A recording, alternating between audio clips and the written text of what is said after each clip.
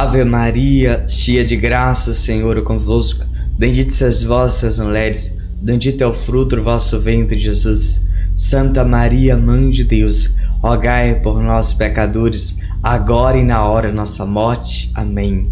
São Padre Pio, intercedei por nós. Olá, caríssimo, paz e bem, que alegria te encontrar. Que bênção, Deus seja louvado. Sou eu, missionário católico deficiente visual, o Enio Viana.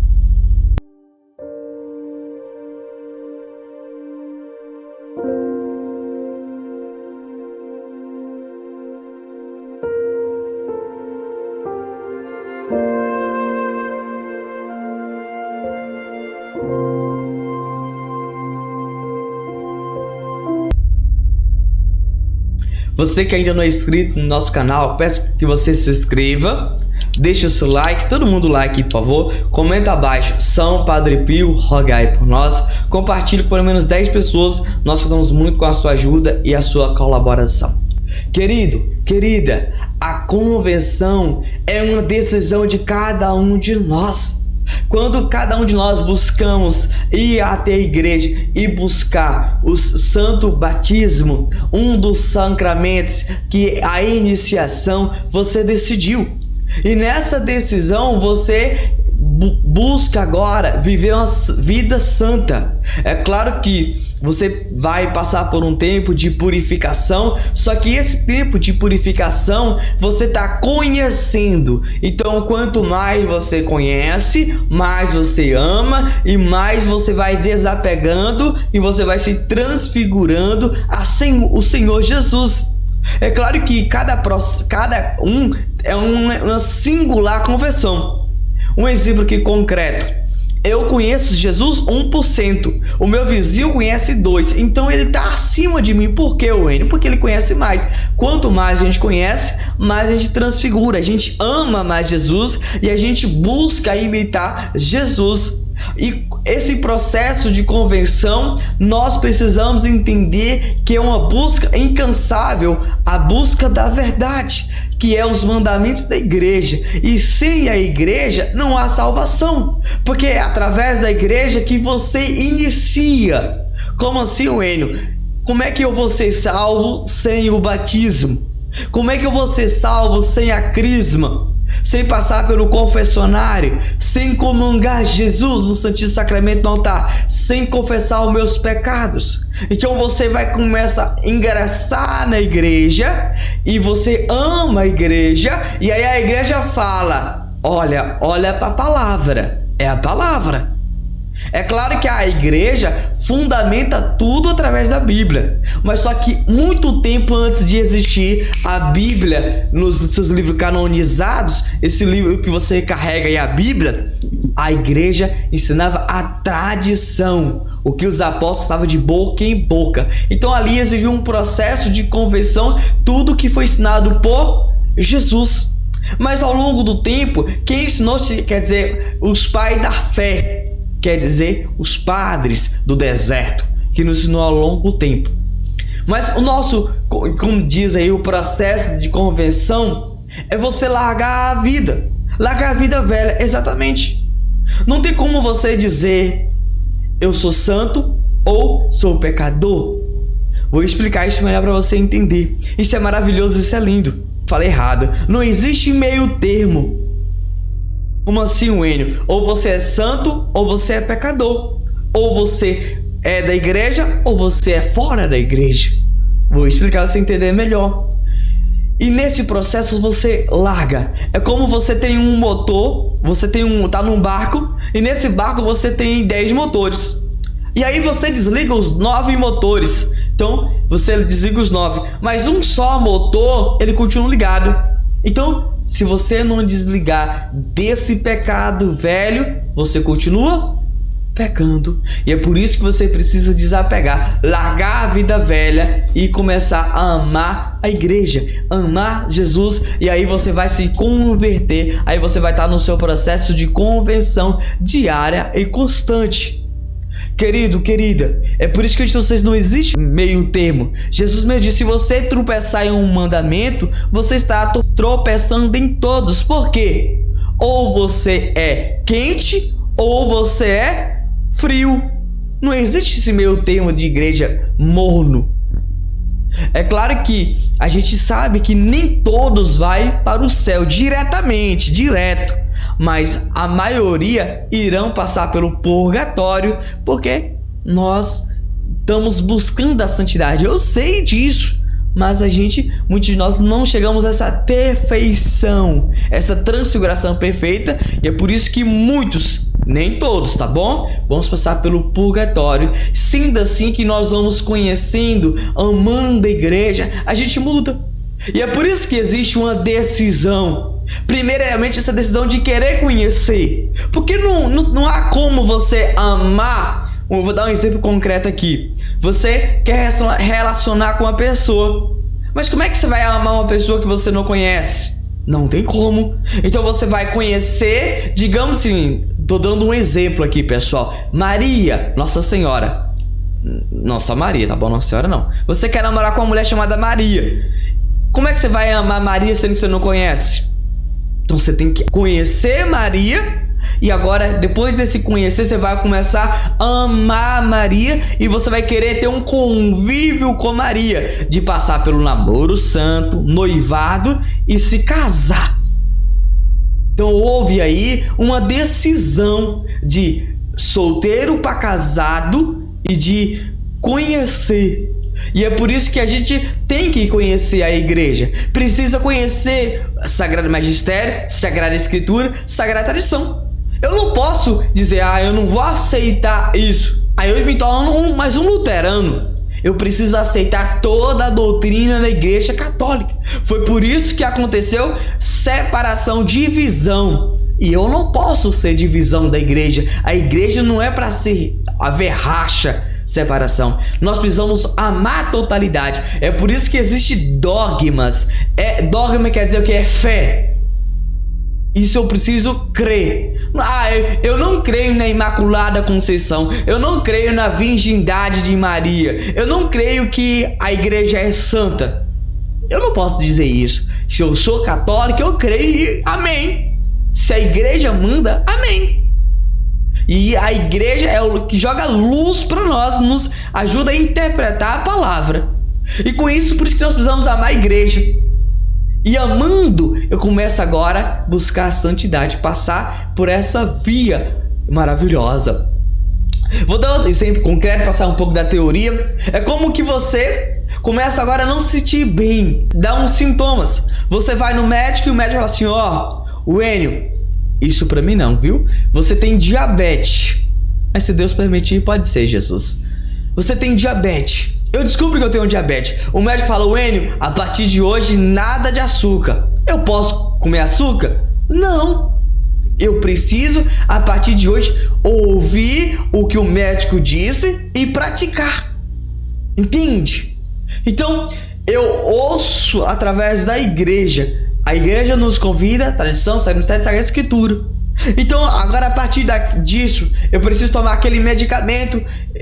Tem pessoas que tomam insulina, que é aquela injeção, ou tomam aquele comprimido na boca, que é um comprimido mais simples, mas a injeção é a própria insulina. Agora aquele comprimido faz o corpo gerar insulina. E é por isso que a gente precisa da igreja. Para quê? Para procurar o confessionário. Porque quando a gente cai, a gente levanta. A igreja nos ajuda a levantar através da confissão. Você decidiu procurar a igreja, confessar os seus pecados, para você, ficar em estado de graça, para que você seja exemplo e você caminhar na presença de Deus. Isso é lindo, maravilhoso. Mas por que eu preciso da igreja também? Para comungar. Porque sem Jesus nós não somos nada. É na igreja que a gente ouve a palavra. É na igreja que a gente recebe Jesus. É na igreja que a gente nos fortalece a nossa alma. E é na igreja que a gente ouve. Vou dar um exemplo concreto pra você aqui. Continuando do diabetes. Olha, você sabe que eu tenho diabetes, não tem problema, tal. Eu vou comer um doce aqui. Então, você toma o doce, a sua diabetes vai lá pra cima. Certo?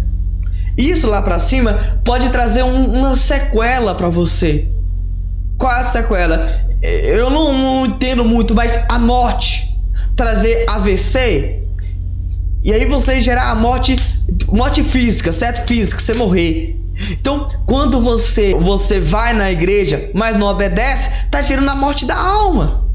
Entende? Ou você tá vivo ou você está morto. Entende, querido? E é por isso que a gente precisa ver a beleza da alma, sim. Entenda, o céu existe, mas também o outro lugar existe. Então é a sua decisão de você se converter ou não. É claro que quando você, por livre e espontânea vontade, conscientemente peca aquilo, você próprio está se condenando. É você que está sendo o seu próprio inimigo, não Deus. Por quê? Porque você é consciente. Vou dar um exemplo concreto disso aqui. Eu, certo? Eu começo a ter um relacionamento, eu tenho uma relação sexual. Eu sei que isso é pecado. Foi livre e espontânea vontade, tanto o meu e dela. Eu sabia que é pecado, eu se tornei meu próprio inimigo, certo? E aí eu tô indo lá pra baixo. Minha alma morreu, eu tô indo lá pra baixo. Entende, querido, querida? Então eu decidi de forma livre e consciente. Mas o processo de conversão, ela é uma decisão. Não tem assim, tudo bem, eu já vou na igreja, não precisa disso, isso. Não, se você tá fazendo isso livre e consciente, você tá sabendo pra onde você tá indo. E não é o que os outros falam, pensam, é a fé. É a mesma coisa que o médico fala, que o que é tudo registrado, tudo comprovado, é desse jeito? Exatamente. Eu quero que você hoje fique sabendo, não existe dizer, eu aceito aqui somente os 5 mandamentos. Agora do 5º para baixo aqui, não precisa, não precisa, esse negócio aí é coisa de padre, é pra freira, é o Enio que é exagerado, é o Enio que é chato, entendeu? Eu não quero isso aí não, só pro Enio, viu? E os outros não. Querido, é uma decisão, não existe querer me ter. É completo, é plenamente. E é por isso que eu vou te dizer mais uma vez, querido, querida, compre o Catecismo da Igreja Católica, compre o Direito Canônico, leia esses bons livros. Eu costumo sempre dizer, você pode me ouvir? Pode, mas também examine. Eu sempre digo em minhas pregações, examine. Eu posso errar, eu também falho, tá bom, pessoal? Eu falho. Mas leia o Catecismo, um livro maravilhoso que vocês podem ler. Ali, se você obedecer aquilo, pronto. Você está obedecendo totalmente à igreja. Totalmente. Então, o processo de conversão é isso, é decisão. Decida ler, decida conhecer, decida trilhar no caminho do Senhor. E aí você vai começar a se transfigurar e você vai começar a caminhar pelo caminho estreito. Exatamente. Por que eu tenho que dizer isso claro para você? Porque você decidiu ser de Deus. E essa decisão gera em você uma solidão. Como assim, Wayne? É solidão porque você vai caminhar sozinho. Porque você conhece Jesus, você conhece a doutrina. E você precisa trilhar. Muitos não irão entender, mas para muitos será um testemunho. Exatamente, porque muitos irão te rebater, vai dizer que é exagero, mas muitos olhar para você e falar assim, parabéns, eu vou dizer, parabéns Padre Pio, e aí vai acompanhar você. Então isso é lindo, maravilhoso. Então entenda uma coisa, nós precisamos entender, nem todos irão nos parabenizar pela nossa decisão. Muitos irão dizer assim, tá certo, mas não precisa disso tudo. Entende? Mas aí quem eu posso ouvir? O Catecismo. É o Enio? Não, o Enio não. O Catecismo, o Direito Canônico. Eu não posso ignorar isso. Paulo fala, se o anjo vir lá do céu ensinar outra doutrina, faz o quê? Rejeita. Então o que eu vou repetir para vocês? Acolhe o que está no Catecismo, Direito Canônico. É isso que nós precisamos viver. Essa decisão que cada um de nós precisamos colocar em prática. Amém? Convido você agora a prestar atenção nesse relato que nós retiramos do site. Preste atenção, por favor. Padre Pio converte ateu. Padre Pio recebeu por missão converter os pecadores. Todos os seus dons estão ao serviço das almas que, ao sentirem-se descobertas, desmascaradas, não resistem. Um exemplo: manietado por relações criminosas, um homem acompanhou a mulher, tendo na mente um projeto firmemente arquitetado no desejo de se desembaraçar da esposa, decidira matá-la, simulando um suicídio. A viagem a San Giovanni Rotondo tinha por fim deitar poeira nos olhos da família. Era um ateu que não acreditava nem em Deus nem no diabo. Sem sombras de comoção, foi à sacristia. O padre conversava com alguns filhos espirituais. Ao vê-lo, foi ter com ele. Pegou-lhe no braço, empurrou-o para a porta. Fora daqui. Não sabes que te é interdito manchar as mãos em sangue? Vai-te daqui. Todos os presentes ficaram aterrados. Fora de si, o desgraçado fugiu, como se todas as fúrias o perseguissem. Que se passou durante a noite? Só Deus o sabe. No dia seguinte, depois da missa, o homem veio lançar-se aos pés do padre, que o acolheu com muito amor. Confessou, deu-lhe a absolvição, depois de o abraçar com ternura.